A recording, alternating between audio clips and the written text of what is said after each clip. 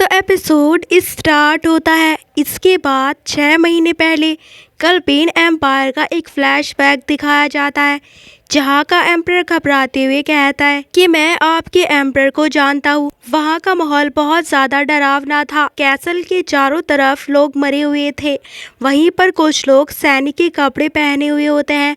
Emperor घुटनों के बल एक शख्स के सामने बैठा था। एम्परर घबराते हुए कहता है कि आपसे कल्पेन एम्पायर आपके एम्पायर के अधीन है। इस शख्स ने अपना चेहरा हाथों से ढका हुआ था, जो कि सीजर था। उसकी लाल आंखें दिख रही थी। वो कहता है कि 7 साल पहले था या नहीं था। वो कहता है कि आखिरकार तुम वापस आ गए।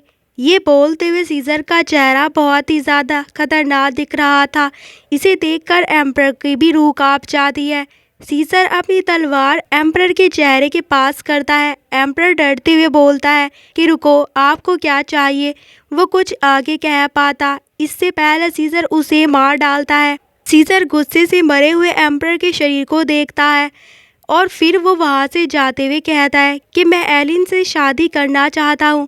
ये सुन के उसके सभी नाइट हैरान हो जाते हैं। एक कहता है कि वो बहुत ही ज़्यादा पेचिल महसूस करेगी। सीजर वहाँ से जाते हुए कहता है कि मेरे पास कोई और दूसरा रास्ता नहीं है। ये ग्लोटिन पर उसका सर कट जाने से तो बेहतर ही है। ये सुनकर एक नाइट कहता है कि क्या कौन हिम्मत करेगा उस लेडी के गर्दन पर हाथ रखने की।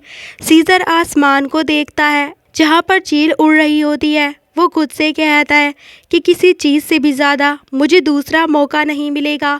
फिर सीन प्रेजेंट का होता है। एक नया दिन दिखाया जाता है जहाँ चारों तरफ खुशी का माहौल था। एलिन लोगों के बीच में होती है। वो सामने का नज़ारा देखकर हैरान हो जाती है, क्योंकि उसके सामने नाइट की रैली निकल रही होती है, क्योंकि सभी लोग उनके जीत के आने की खुशी मना रहे थे। एलिन सामने का नज़ारा देख के खुश हो रही होती है, क्योंकि सबसे आगे सीजर की गाड़ी जा रही थी। सब चिल्लाते हुए उसको ग्रीट कर रहे थे। एलिन सबसे आखिरी में खड़ी थी। वो सीजर को देखते हुए सोचती है कि योर ग्रेस सचमुच चमक रहे हैं। ये देखकर वो वहाँ से जाने के लिए मुड़ जाती है। वो वहाँ से जाने लगती है। लोग कहते हैं कि ये क्या हो रहा है, तो कोई कहता है कि योर ग्रेस नीचे आ गए। ये सुनकर एलिन वहीं पर रुक जाती है। तभी एक नाइट कहता है कि सभी लोग लाइन में खड़े हो जाओ। एलिन पीछे मुड़कर देखती है तो वो शॉक्ड हो जाती है, क्योंकि सीजर उसे लिली का एक फूल देते हुए कहता है कि तुम बिल्कुल इसकी तरह दिखती हो और ये तुम्हारा है। ये कहते हुए वो एलिन को बहुत ही प्यार से देख रहा था। एलिन को लोगों की बातें सुनाई देती है। सभी लोगों की नज़र एलिन पर होती है। एलिन उनकी बातें सुनकर परेशान हो जाती है। वहीं एक लेडी अपने टेरेस पर बैठी ये नज़ारा देख रही थी कि कैसे सीजर एलिन के पास जाकर उसे फूल दे रहा है। इसके बाद एलिन के घर के सामने एक गाड़ी आकर रुकती है। एक आदमी कहता है कि योर ग्रेस ने कपड़े और ज्वेलरी भेजी है। सीजर एक लेडी को भेजता है एलिन को बैंक्वेट के लिए तैयार करने के लिए। एलिन मन में सोचती है कि क्यों वो ऐसा कुछ क्यों करेगा। उन्हें ज़रूर पता होगा कि स्टेट में इससे क्या हंगामा मच जाएगा। वो खुद को फ्लावर के पॉट में देखती है। एलिन को अपनी मदर की कई बातें याद आती है। उसने कहा था कि प्रिंस ज़रूर एम्पायर का प्रकाश बन जाएंगे। मुझे उनकी नैनी होने पर बहुत गर्व है और तुम्हें भी प्रिंस की हेल्प करनी चाहिए और ना कि उनका वक्त खराब करना चाहिए। लिली, छोटी एलिन बहुत ध्यान से बातें सुन रही थी। उसकी मदर उसे चश्मा पहनाते हुए कहती है कि इसलिए इन शर्मनाक आँखों को ढकना बेहतर होगा। तुम समझ गई हो ना। तो फिर प्रेजेंट में एलिन उस लेडी को वापस भेज देती है। दूसरी तरफ बैंक्वेट को दिखाया जाता है, जहाँ कोई कहता है कि आज मोर्चे में ग्रैंड ड्यूक ने किसी लड़की को एक फूल दिया था, तो दूसरा कहता है कि मैंने इसे खुद नहीं देखा, लेकिन वो कहते हैं कि वो बहुत ज़्यादा खूबसूरत है और एक नोबल हाउस से है। तो कोई कहता है तो क्या पहले से ग्रैंड डचेस का फैसला हो चुका है। तभी वहाँ पे एलिन आ जाती है। वो लोगों को देखते हुए सोचती है कि क्या यहाँ आना एक गलती थी, लेकिन उसे कल रात की बातें याद आती है जहाँ सीजर ने उसे पार्टी में आने के लिए बोला था। एलिन चलते हुए सोचती है कि मैं उसे जल्दी से ग्रीट करके यहाँ से चली जाऊंगी। तभी उसकी टक्कर एक लड़की से हो जाती है। एलिन जल्दी से उससे माफ़ी मांगती है। वो कहती है कि अरे आप तो बैरन एलाइट की डॉटर हो ना। सही कहा। एलिन उसकी तरफ देखते हुए कहती है कि ये तो। फिर वो एक फ्लैशबैक याद करती है जहाँ कोई कहता है, फार्मासिस्ट, क्या आपने एम्परर की एंगेजमेंट के बारे में खबर सुनी है? एलिन हंसते हुए कहती है कि मैंने इसे आज की खबर में देखा था। तो वो पर्सन कहता है, लेकिन पहले उनकी एंगेजमेंट ग्रैंड ड्यूक से बताई जा रही थी। ये लेडी अननोन पैरोवली होती है जो कि एम्परर की फियोंसे है। एलिन जल्दी से उसे ग्रीट करती है।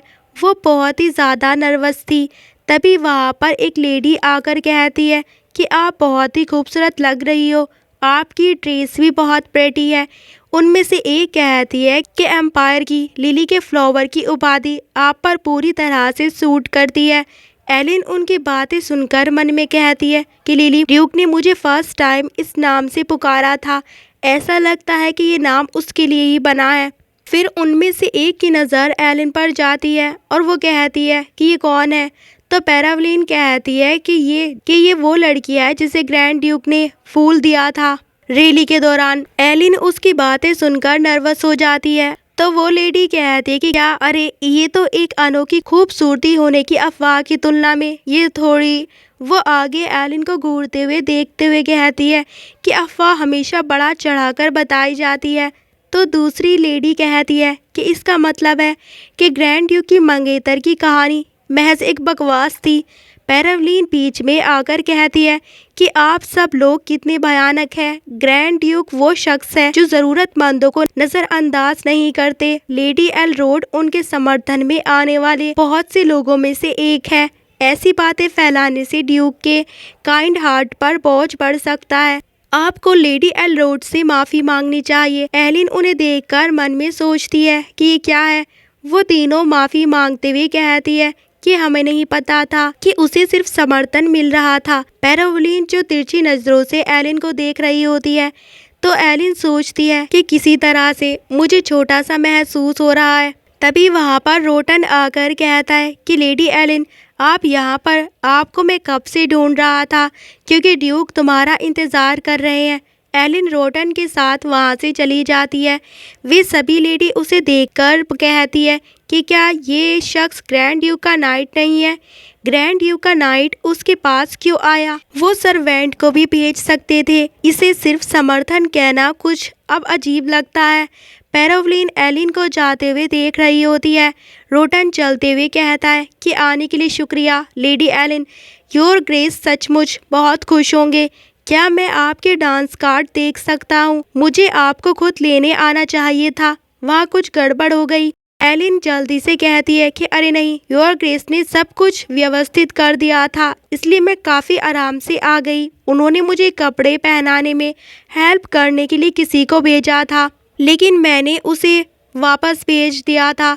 अगर मुझे पता होता कि ऐसा होगा तो मुझे बस कपड़े पहनने में उसकी हेल्प ले लेनी चाहिए थी। किसी तरह मुझे ऐसा लगा कि मैं बहुत ही अलग दिख रही हूँ। रोटन कुछ बोल पाता तभी पीछे से डियागो चिल्लाते हुए कहता है कि ओ डियर, नहीं माय लेडी, अगर आपने और भी ज़्यादा ढंग से कपड़े पहने होते तो ये बहुत ही ज़्यादा होता। रोटन उसकी बातें सुनकर परेशान हो जाता है। वहीं डियागो गहरी सांस लेते हुए कहता है कि इस स्टेट का हर एक शख्स आपके चारों तरफ इकट्ठा हो जाता। एलिन चारों तरफ देखते हुए कहती है कि सर मिशेल और सर सिनोन, उसके बारे में क्या?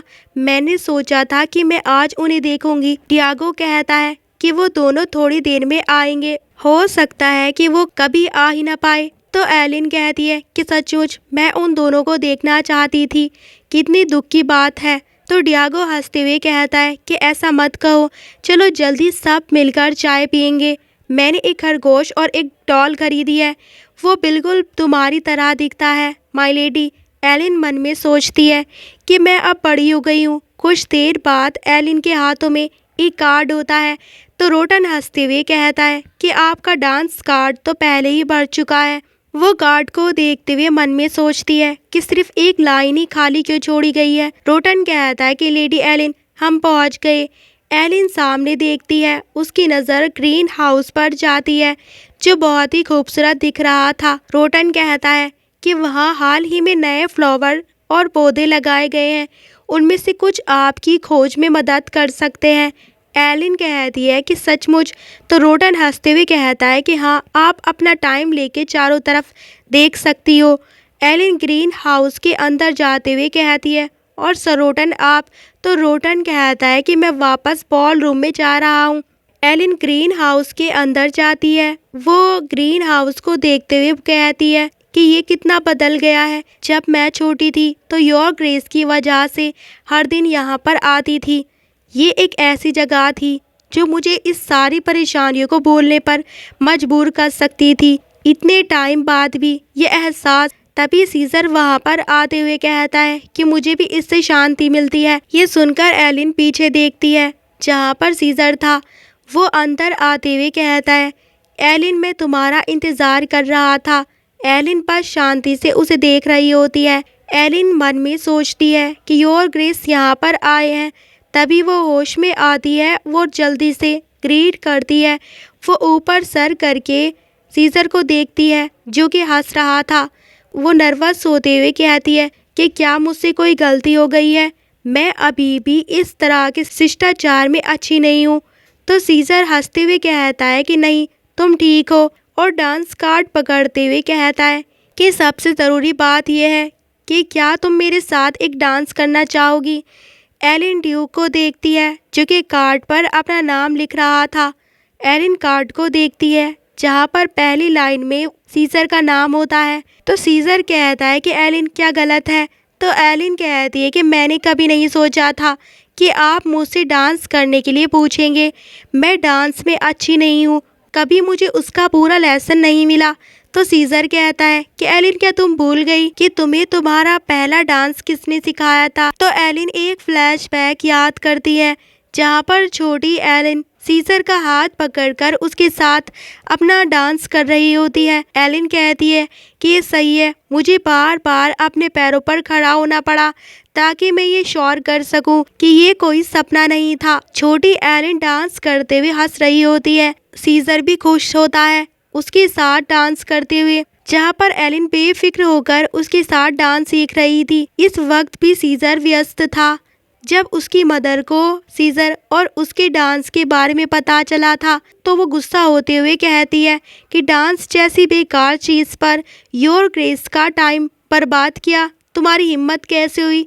तुम्हें अपनी जगह नहीं पता? एलिन अपनी मदर से बार बार माफ़ी मांग रही थी। तो प्रेजेंट में सीजर एलिन का चेहरा ऊपर करते हुए कहता है कि तुम किस बात पर इतनी चिंता में डूब गई हो? तो एलिन जल्दी से अपना फेस दूसरी तरफ करते हुए कहती है कि आपको ऐसे नहीं करना चाहिए।